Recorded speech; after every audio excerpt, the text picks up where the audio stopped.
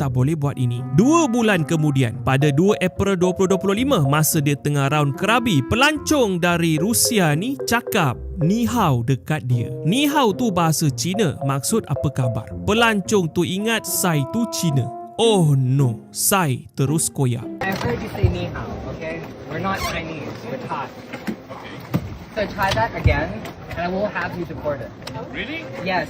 Sai terus cancel trip percutian mereka. Video ni viral tapi kali ni netizen berbelah bahagi, ada yang puji, ada yang kecam sebab kata dia terlalu sensitif. Dan lebih berat, ketua pengarah jabatan sendiri mula bersuara. Masa ni, operator pelancongan tempatan ambil kesempatan kutip tanda tangan buat kempen nak buang si Sai. Tekanan datang dari kiri kanan, tak tahan dengan kecaman pada 12 April 2025, Sai letak jawatan. Sawadikap.